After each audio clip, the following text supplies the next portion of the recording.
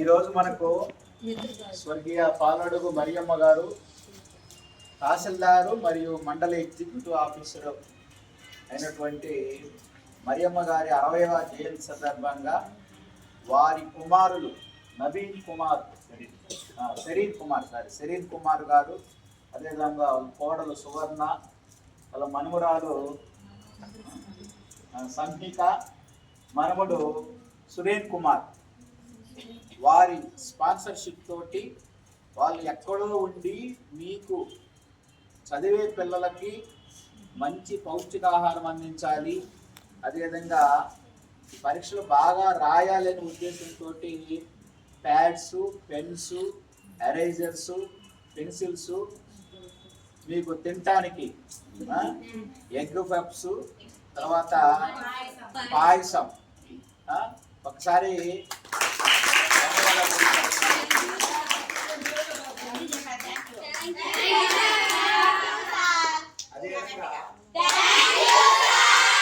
శరీన్ కుమార్ గారి మేనమామ గారు అంటే మరియమ్మ గారి బ్రదరు, ఆయన ఇక్కడ కర్త అంతా ఆయన చేసేది.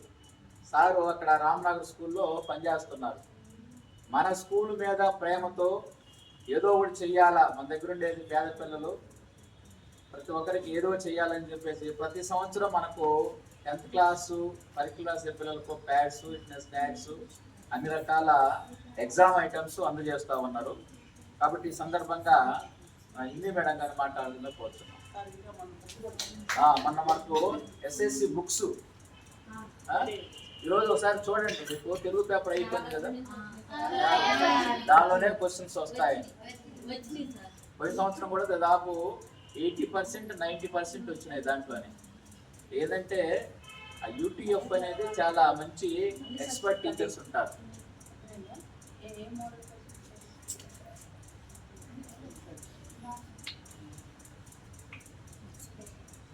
కాబట్టి ఇప్పుడు హిందీ మేడం అని మాట్లాడాలి.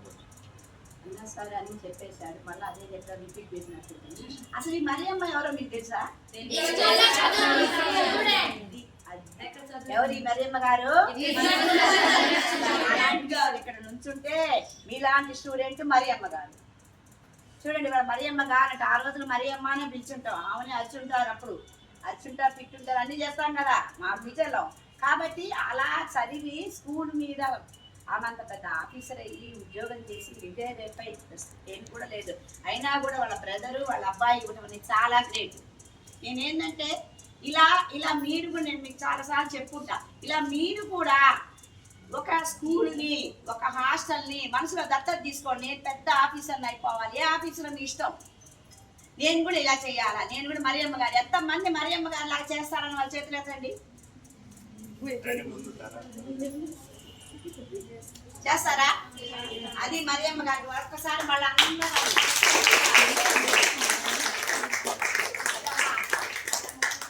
తిన్నామా, ఉద్యోగం చేసుకున్నామా, కుటుంబాన్ని చూసుకున్నామా, దాంతో పాటు చదివిన స్కూల్కి, చదివిన చోటకి కూడా చేయడం అనేది చాలా ఉత్తమమైన లక్షణం. అది అందరికీ రాదు. అలాంటిది ఆవిడకి రావడం చాలా ఆనందము. ఆవిడ లేకపోయినా కూడా ఎక్కడో అమెరికాలో ఉన్న అబ్బాయి చేయడం ఇంకా గ్రేటు. ఆ అబ్బాయి చెప్పాడని చెప్పేసేసి వాళ్ళ మేనమామ గారి భార్య, మన పిల్లలు కాలేజీ నుంచి హడావుడిగా వచ్చారు. మరి వాళ్ళు వచ్చి చేయడం చాలా గ్రేట్. అంటే ఎంతసేపటికి మనకేమి ఇచ్చారు అనుకున్నా, మనమేమి ఇస్తున్నాం అనుకునేది మనస్తత్వం, మంచి మనస్తత్వం. అది ఆవిడ ఇక్కడ చదువుకున్నందుకు ఎప్పుడు ఇక్కడ 5వ తరగతి, ఇక్కడ 10th వరకే ఉంది. ఆ తర్వాత చాలా పెద్ద చదువు చదివింది, ఉద్యోగానికి వెళ్ళిపోయింది. కానీ ఈ చదువు, ఈ స్కూలు నాది అని అనుకొని ఆవిడ ఇప్పటికి కూడా చేస్తున్నారంటే ఇంక ఇది ఇలానే కంటిన్యూ అవుతుంది. సో ఆవిడ బతుకున్నప్పుడు చేస్తే పోతే ఆపేస్తారేమో మనం అనుకోవచ్చు, కానీ పోయిన తర్వాతనే మొదలు పెట్టారు. సరే, వాళ్ళ పిల్లలు ఉన్నారు కదా, అబ్బాయి మీ మేనల్లుడికి, ఆయన వాళ్ళు కూడా చేస్తారు ఏమా. కాబట్టి ఇది కంటిన్యూగా జరుగుతుంది. మీరు కూడా ఒకళ్ళు ఆదర్శంగా తీసుకోండి. ఆదర్శం ఇక్కడ నెంబర్లు ఉన్నాయి సార్, వచ్చినప్పుడు ట్వీట్ చేసుకోండి. సార్ నేను కూడా అమెరికా ఉన్నాను, ఫోన్ చేయండి. నేను కూడా ఇవన్నీ HCM స్కూల్లో చదువుకున్నా, మీరు 10th క్లాస్లో మీరు పాయసం నాకు పప్పు ఇచ్చారు, తిన్నాను, నాకు పెన్నులు బ్యాగ్ ఇచ్చారు, రాసుకున్నాను, నేను ఇప్పుడు ఫలానా అయ్యాను, నేను కూడా నా HCM స్కూల్కి వెళ్తున్నాను సహాయం చేయడానికి. నిన్న కార్లో 2 వచ్చారు తెలుసుకుంటే, వాళ్ళు కూడా ఓల్డ్ స్టూడెంట్స్. వచ్చిన వాళ్ళని ఎవరిని పోనీయం కదా, వాళ్ళని కూడా అడిగారు మాకేమైనా హెల్ప్ చేయండి, చేస్తామన్నారు. మరి ఎంతవరకు ప్రాక్టికల్ అయితే చూద్దాం. కాబట్టి మనం చదువుకున్నందుకు మనకి చెయ్యాలా, మన స్కూల్కి చెయ్యాలా బాగుపడాలి. ఎందుకంటే ఇది గవర్నమెంట్ స్కూలే కానీ గవర్నమెంట్ మనకేం ఫండ్స్ ఇవ్వదు, అందుకే ఇలా ఉన్నాం. కాబట్టి ఇలాంటి మంచి వాళ్ళు ఇంకా ఎక్కువ మంది వచ్చి మన స్కూల్కి చేయాలని, అలాగే ఈ యొక్క మరియమ్మ గారి వాళ్ళ అబ్బాయికి, వాళ్ళ మేనల్లుడు గారికి, వాళ్ళ మేనల్లుడు మిసెస్ గారికి, వాళ్ళందరికీ కూడా ధన్యవాదాలు తెలుపుతూ ఇలానే కంటిన్యూ చేస్తూ ఉండండి. చాలా సంతోషం. Thank you so much sir.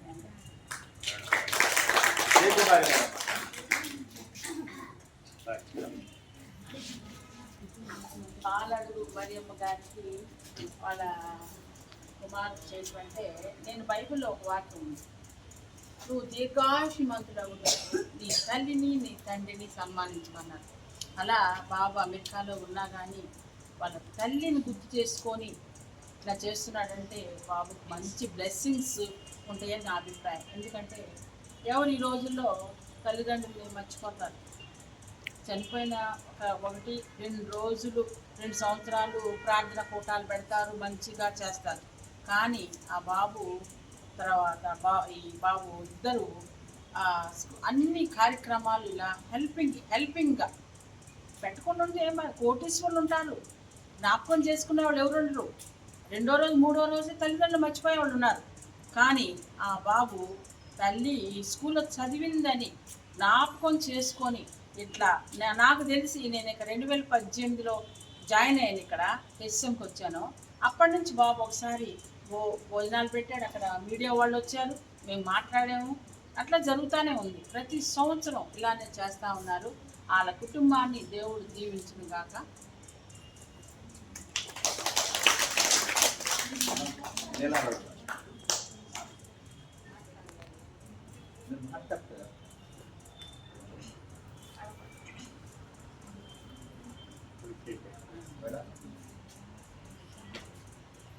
Madam గారు చెప్పినట్లు తల్లే మొదటి గురువు, మొదటి దైవం. తల్లిని పూజిస్తే అందరిని పూజించినట్టే, తల్లిని పూజిస్తే ఉన్నత స్థానాలకు ఎదిగినట్టే. తల్లి ఆశీస్సులు ఉంటే జీవితంలో ఏదైనా సాధించవచ్చు. చాలా గొప్ప విషయము.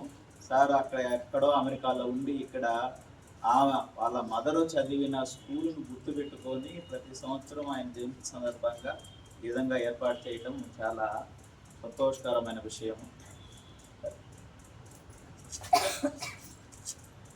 అందరికీ పరిచయం కదా, నేను అంటే ప్రతి సంవత్సరం 10th క్లాస్ వాళ్ళకే పరిచయం ఉంటాం అనమాట. ముందు రోజులు ఒకసారి అన్నయ్య కనుక కూర్చుంటే తర్వాత స్కూల్ మొత్తానికి కూడా 5th 6th క్లాస్ నుంచి కూడా పరిచయం ఉంటుంది. అప్పుడు కొన్ని కార్యక్రమం అనుకుంటా ఉంటాము. అయితే అయితే ప్రతి సంవత్సరం మొత్తం తెచ్చి డిసెంబర్ 17 ఉంటుంది. జయంతి వచ్చి ఫిబ్రవరి 9 ఉంటుంది. అయితే ఆ కార్యక్రమం గుర్తుపెట్టుకొని అక్క ఏంటంటే కష్టపడి చదివింది. అక్కయ్య అయితే చదివింది మామూలుగా 10th క్లాసే. అక్కయ్య 8th క్లాస్లోనే మ్యారేజ్ అయింది. ఈ టైంకి మీ వయసుకి 2 పిల్లలు కూర్చున్నారు. 10th క్లాస్ ఫెయిల్ అయిందంటే ఎగ్జామ్స్ రాయక ఫెయిల్ అయిందన్నమాట. కంపార్ట్మెంట్ పాస్ లెక్క. అయితే నెక్స్ట్ ఈ గ్యాప్లో తను టైప్ నేర్చుకుంది. అంటే మేడమ్స్ వాళ్ళకి తెలుసు, మీకు తెలియదు కాబట్టి చెప్తున్నాను. ఆ గ్యాప్లో టైప్ హైరు లోయర్ నేర్చుకుంది. Last higher exam Telugu exam ఆదివారం 9 గంటలకు ఎగ్జామ్ వచ్చే పని అయితే 5:45 లాస్ట్ పాపం జరిగింది. పాపం కానీ ఆ ఎగ్జామ్ రాయాలంటే ఎవరి మాట వెంటలేదన్నమాట. లాస్ట్గా ఆయన మాస్టర్ చెప్పించినా కానీ 6 నెలలు అయితే సరిపోతుందంటే వద్దు సార్ అని చెప్పి అట్లానే నడుము కట్టుకొని డెలివరీ అయినప్పుడు ఎలా ఉంటుంది, బ్లీడింగ్ అవుతా ఉన్నా కూడా వెళ్ళి ఆ టైప్ ఎగ్జామ్ పాస్ అయింది. తర్వాత సర్వీస్ కమిషన్ ఎగ్జామ్ పాస్ అయ్యి ఆ రోజు నన్ను నిర్లక్ష్యం చేసినట్టే అప్పుడు జాబ్ వచ్చేది కాదు. టైప్ ఉంటానా ఆ ఎగ్జామ్ పాస్ అయ్యాక టైపిస్ట్గా నాగులపాడులో జాయిన్ అయింది 84లో. తర్వాత వచ్చి సంతలోతపాడులో చేసింది, ఆర్ఐగా చేసింది, సీనియర్ అసిస్టెంట్గా చేసింది, తర్వాత డిప్యూటీ తహసీల్దార్గా చేసింది, తర్వాత తహసీల్దార్గా అంటే ఎంఆర్ఓగా, అప్పుడు ఎంఆర్ఓని ఇప్పుడు తహసీల్దార్ చేసింది. నెక్స్ట్ చనిపోయిన 1 మంత్కి డిప్యూటీ కలెక్టర్ ప్రమోషన్ వచ్చింది అనమాట. ఎవరు అసలు ఊహించడం. అక్కకి బాగా పట్టుదల అనమాట, కసి, మంచి కసి. ఆ కసి ఉండాలి. ఎవరైనా చదవగలుగుతారు. మనకు రాదులే అలా అనుకోవద్దు. మీ లైఫ్ ఏం తెలుసా? మగపిల్లలు అయితే ఏమంటది, ఆడపిల్లలు అయితే మ్యారేజ్ చేస్తే ఆ మ్యారేజ్ తోటి ఆగిపోతారు.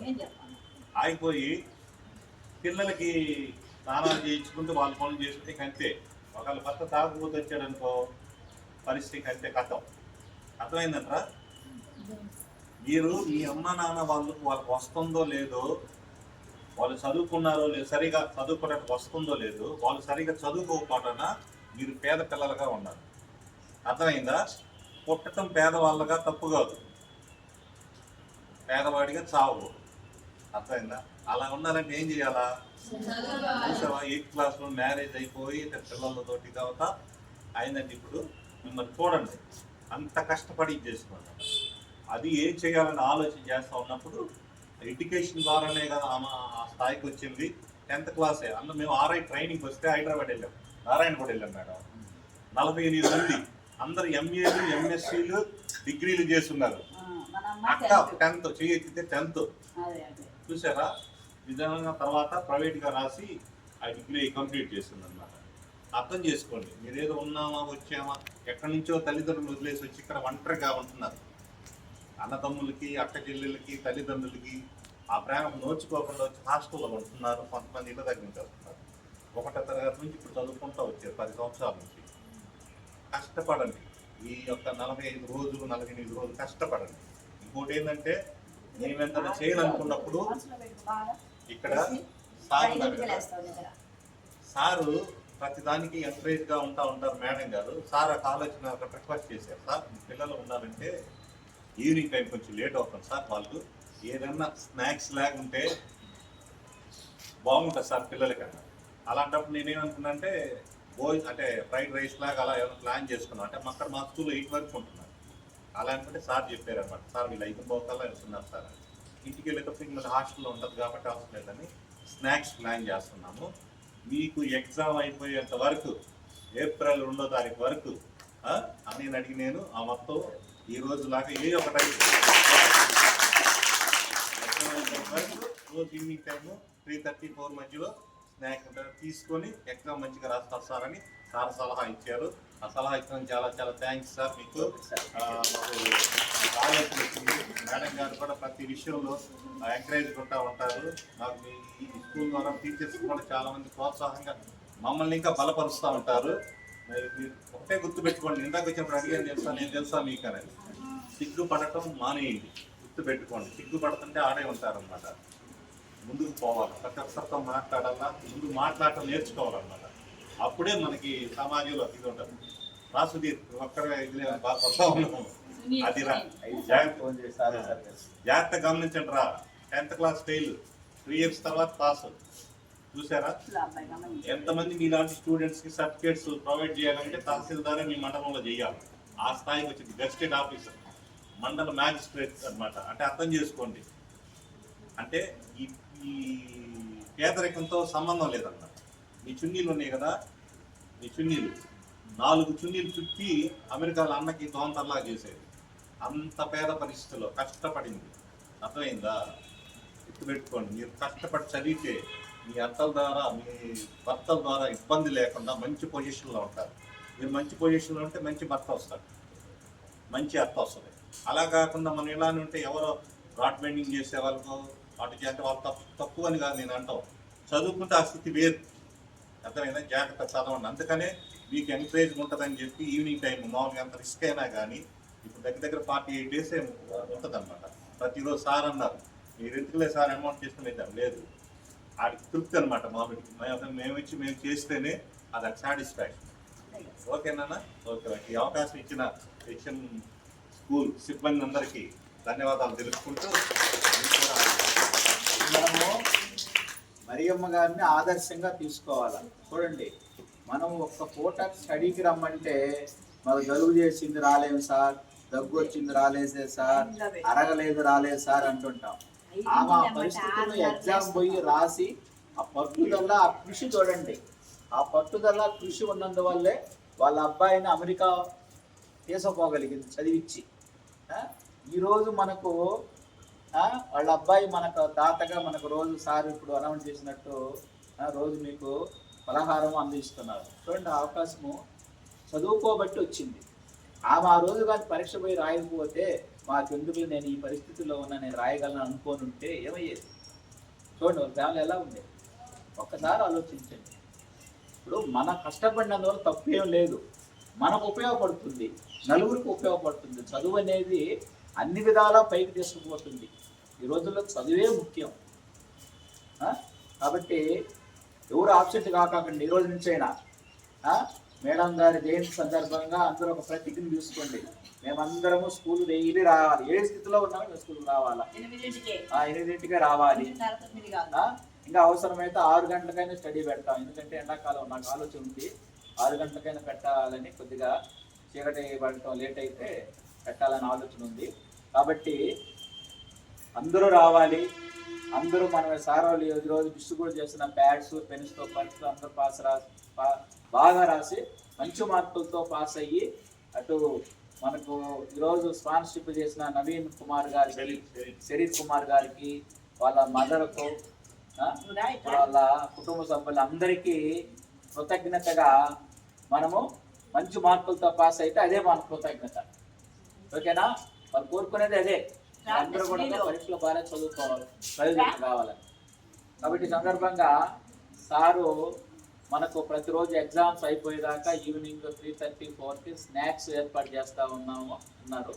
కాబట్టి సార్ ప్రత్యేకంగా ధన్యవాదాలు తెలియజేస్తున్నాను. నేను కూడా ఒక మాట అన్నా, మీరు ఎందుకు లేండి సార్, మీరు కొంచెం కాలుతో ఇబ్బంది పడుతున్నారు, నేనే తీసుకొచ్చి ఏర్పాటు చేస్తాను, కాదు నేనే తెచ్చిస్తాను.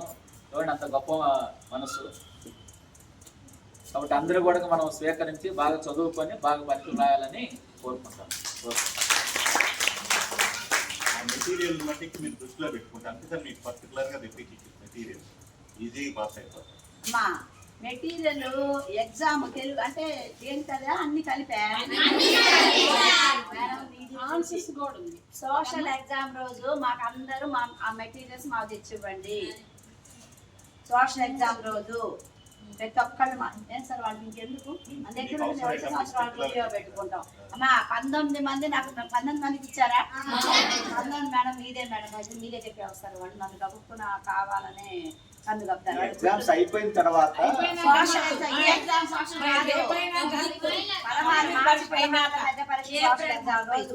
అందరూ తెచ్చి మేడానికి ఇవ్వండి, మేము లోపల పెట్టుకుంటాం.